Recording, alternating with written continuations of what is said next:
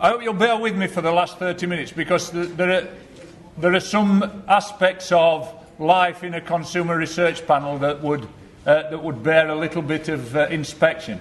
And I'm going to embarrass one or two people in the audience by talking about the things that make a good consumer research panel. So if you've come to find out about consumer research panels, I may give you a few hints. The logos on this page are an attempt to address the groups around the country that I think have been formative in the work of the Consumer Research Panel. I'd like to say a thank you to the Medical Research Council. They have been excellent in the past at involving members of the public in their trial management groups. And there are people here in the audience who've worked on MRC trials. The National Cancer Research Network, we heard Jonathan Wasley talk today about NCRN. The NCRI is the group that oversees cancer research in the UK. And for us particularly, I'd like to just mention the importance of the input that we get from the University of Sheffield. The logo top left is the logo of the Consumer Research Panel. You can find more out about the Consumer Research Panel at a later date on our website, and the address is on later, ntcrp.org.uk, and all of the slides from today's presentations will eventually be posted on that website, and you'll be able to access them and read them. We have in the past handed out books of the slides from the day, but we tried to save a tree today, and in recent meetings that we've had, workshops that we've had. I was interested that Sam said that the first conference of the CRP wasn't called a conference. I was actually advised by the Cancer Network that it would not be sensible to call this a conference. It would be better to call it a workshop because the word conference is politically sensitive at the moment, but you'll bear with me. This is the 10th conference of the Consumer Research Panel. The slides will be up on the website. You've got evaluation forms, and I'd be grateful if you hand them in at the end. With just a final reference to George's mentioning, I've spoken to a lady today at lunchtime who said that she was worried and didn't know whether after treatment that removed parts of her body, and she was talking about a mastectomy, whether or not she would still be able to donate her body. And if there's anybody in the audience that could answer the question for that lady, she felt that when she'd signed the original form, that she'd signed to say that she would give the complete body. Sheila is nodding. There's not a problem with it. She would have to make the decision. Right. But it's her decision to make. Still welcome her on. Thank you. Say because she's had post-curative treatment that her body wasn't used. Thank you. The lady will be grateful for that information. Yes, sir. As a medical student, I can agree with that. Like the University of Sheffield, the bodies are used for dissection. We have women who've had hysterectomies and things like that. So it's obviously not a massive amount of removed time. Thank you for that. And this young man is one of Sam's medical students. Can I also mention that I keep waking up in the middle of the night at the moment muttering names of ladies, and they all begin with J. The fact that my wife's called Judy, she gets upset when I mention other names that begin with J. But if I could just mention the J's that have been responsible. Jane was here at the crack of dawn, putting things on seats and making sure that chairs were... Judith was checking people in. Jill has had a big part in the presentation. I'll come to Jill later. Jean was the lady who helped to make sure that lunches were up to standard. And Jackie, you'll all be aware of the work that Jackie's done. Can I just say a personal thank you to Jackie for pulling this conference together and making it into the event that it's been. Thank you, Jackie.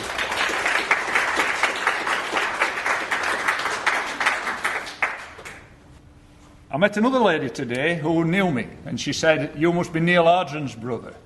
And she said, I lived in Wombwell, and I introduced your brother to his wife-to-be. We're going back a long time now. But this is another lady who's had breast cancer. And I did talk about my mum's breast cancer, but I didn't mention the fact that 17 years, Sam, not 16 years. She's a 17-year survival now of breast cancer. She'll have been to Barnsley Market today shopping and working hard. And I can remember my mum sending me to the chemist in next to the Futurist Cinema in Elsica to get back and kidney pills. And I just thought, I wonder if they still make back and kidney pills. I stuck it in the World Wide Web, and I even got this image off the web about back and kidney pills. So the kind of research that needs to be done, I think we've had some fantastic presentations today, and we've really gone through the spectrum of research that needs to be carried out. Dave Manton, who is chair of the Yorkshire Network, the Humberside and Yorkshire Coast Consumer Research Panel, asked the question earlier on, what kind of research can patients get involved in? And I think I've met patients that have been involved in all aspects of research. And research in lay language means that what we're searching for are treatments that are proven to work, evidence-based therapies. And in everyday language, that means you've got to ask a question that's important. Is this painkiller better than that painkiller? Are you better having radiotherapy or not for that problem? And I think that the patients are the primary filter for that kind of question. Does the question matter? And if you're ever asked to join in a research project, ask the researcher that straight away. Is this an important question? And just recently, a young woman at the Christie Hospital was doing research into which cough linctus work best to prevent a cough. And she was upset that a clinician had said to her, that's not an important research question, that shouldn't be asked. And then I thought back to my dad's illness, and I know that for 4 years, this cough was the bane of his life. He coughed every 10 seconds for 4 years before he finally found out that he'd got lung cancer. So I hope I reassured Amelie Hall that that was an important question to ask, and I endorsed her research. And then, once you've decided what the question is and whether it's a sensible question, going back to high school science, you've got to do a fair test on that. And doing the fair test is what makes cancer research the very, very difficult world that it is. Planning the research very, very carefully is extremely difficult, and it costs millions of pounds. And if you do not do the fair test, then the answer that comes out at the end of it is not worth the paper that it's written on, if the test is not fair. Have you used the right patients in your trial? And often I've heard lots of examples where patients have looked at a research trial protocol and they've been told which patients are going to be included in the trial. And often the criteria for including a patient in a trial are very narrow. And patients have said things like, why are you only doing this trial on 35 to 50-year-old patients? Why can't you do it on 70-year-old patients? Why can't you do it on 20-year-old patients? And if the results of a trial come out and they're relevant to 30 to 50-year-olds, so what do we do when we come to we've got the problem of treating the 60-year-old? It's not fair to say that this research is based upon what will happen to a 50-year-old. We need to know the question. And I even saw one example of a breast cancer trial where one of the exclusion criteria was pregnant women, and the patients changed the details of that trial because there was no good reason when they dug down why pregnant women should not be allowed to join that trial. Blinded trials are difficult. For tests to be really fair, it's best if the patient, the doctor, and sometimes even the pharmacist does not know which drug has been given to the patient.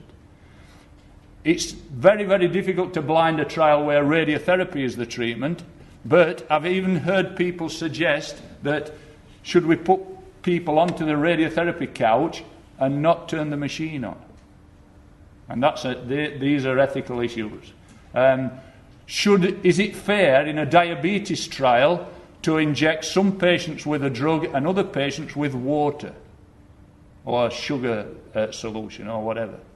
So whether, again, blinding trials, knowing the difference, whether use a placebo or the best alternative, these are issues. There's a young lady stood on this very spot 3 weeks ago at the Comprehensive Local Research Network meeting called Sheena Burton. If you ever get a chance to listen to her, I can guarantee you will be inspired by this young lady. She stood here for 15 minutes without slides and spoke at length about her treatment for cerebral palsy. And she said, "It is not fair to give me a placebo. I am in pain. I at least need to know that if I'm entering a research trial that the two alternatives will both relieve my pain in some way. And I need to know which one of them works best." Treatment or no treatment trials and the ethics around that. Again, asking patients to enter a trial and then to be told that somebody will toss the coin to decide whether or not they will be given radiotherapy. Radiotherapy or no radiotherapy. Difficult decisions. And when you think about the pressures that patients are put under, often by members of their family or by members of the general public, about whether or not to join a trial, and they have difficult decisions to make. My mother-in-law recently made a decision about some treatment that she was going into the hospital with based on something that somebody had told her while she'd been at the local centre playing at bingo one evening. So think about the pressures. What needs to be done? Why do patients and carers get involved? These are probably all numbers now. There are about 300 national portfolio cancer trials under NCRN at the moment, about 1,500 other types of research trials out there. There are very few of these trials that have actually got patients and carers working on the trial management group. And if it's a banner of mine, if you are offered the opportunity to join the trial management group of a trial, please do so. It's very, very informative. It really teaches you how a protocol is built up and how it develops and what it's used for.